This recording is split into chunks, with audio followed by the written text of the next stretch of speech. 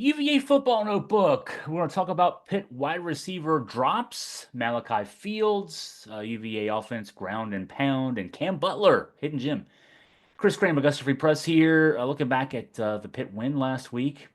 So let's start with the Pitt wide receiver and their drops. Pitt receivers had a total of 7 drop passes in the Panthers' first 8 games of the season. It had 6 drops last week, and it wasn't raining. It wasn't unnecessarily cold or anything like that. They just had the dropsies. That was a big factor, obviously, in the 24-19 loss for the Panthers, and a big factor for Virginia getting that win. Tight end Gavin Bartholomew hadn't dropped a pass all season. He had 2 drops last week himself. Now, all 6 of the drops combined among the receivers and tight ends and running backs weren't short passes. It wasn't like a touchdown pass was missed. There was one pass that could have gone for a touchdown, would have been called back by a penalty. In fact, was. There was a holding penalty on the play, which Virginia took either way. But all the passes were short passes. One was a behind the line of scrimmage screen pass. The others were less than 10 yards down the field. So it's not like, okay, yeah, there was a big gainer that was lost there, but you got to think that at least a couple of them would have helped move the chains. Maybe a guy breaks a tackle, makes a tackle or miss and gets a few extra yards after catch, and maybe, gets, a nice gainer out of it. But with 6 drops, the Pitt quarterbacks on the night were 14 of 35, 165 yards.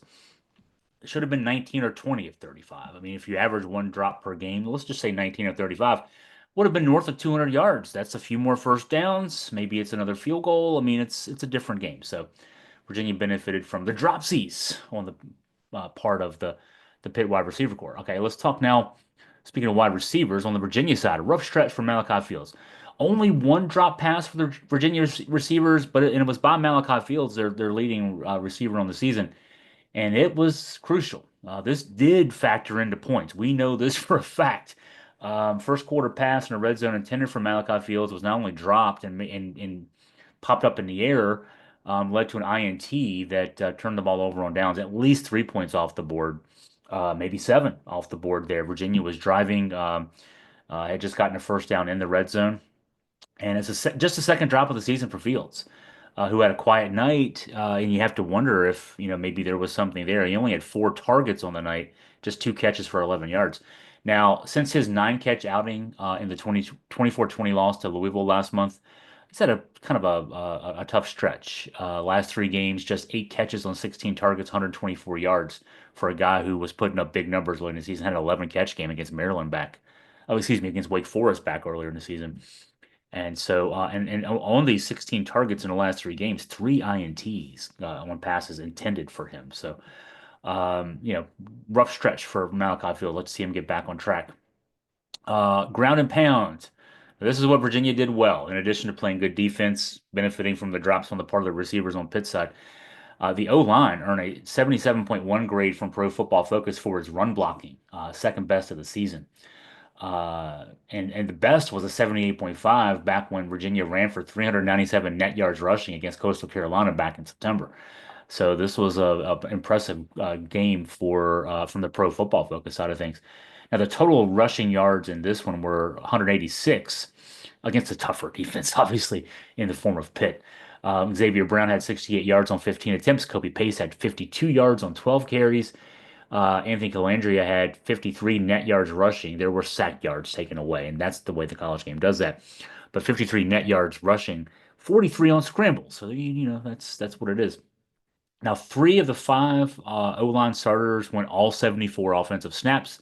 Center Brian Stevens, left guard Noah Josie, left tackle Mikhail Boley, so the left side of the line, and that's where Virginia ran a lot in this game. It's been the case all season long. They've run really well behind the center Stevens when he missed 1 game. It was the Carolina game that Virginia lost 41-14 a couple weeks ago, but he missed the 1 game. But other than that, he's been around, and then Josie and Boley. That's been the side of the line Virginia's run to and run well. Right tackle Blake Steen went 63 snaps. He split time with Jack Whitmer, who had played a lot earlier this season on the left side, on the tackle side, um, for Boley when he was hurt. Whitmer got 11 snaps at right tackle in the Pitt game. And then splitting time at right guard, Ty Furnish and Ugananana. I might be the weird guy who goes into detail on the lines, but this is where the game is won, even though we don't pay a lot of attention to it. It's hard to get stats for them. But then that's why I subscribe to Pro Football Focus, so I can see how the experts see the linemen do on both ends. Speaking of how linemen do on both ends, you got Kam Butler. Again, from the just casual fan standpoint, when you're watching the defensive line, you pay attention when guys get a big number of sacks.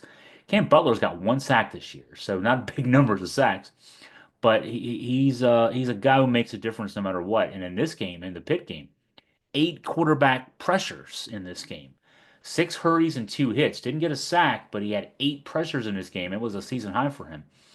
And on the season, he's got 33 QB pressures. Now, again, just the one sack, right? He's not doing a lot because he's got one sack. That's what you would be led to believe if you only went by that one counting number. 33 QB pressures, though, is fifth in the ACC and 18th nationally. And Butler's getting pressure on the quarterback, and he's doing a lot for this UVA defense as a result. So, hey, this is Tuesday as I'm recording. We'll get into Coach Tony Elliott's weekly press conference as we turn our attention to Notre Dame coming up this weekend, and we'll get the word from Coach Elliott on injuries, guys who will be available, who will not be for Notre Dame, and then some ideas towards how the Virginia team will approach things offensively and defensively against the top 10 Fighting Irish. So look for that later today on AugustaFreePress.com. If you have any questions for me, any comments, any news tips, feel free to email me at chris@augustafreepress.com.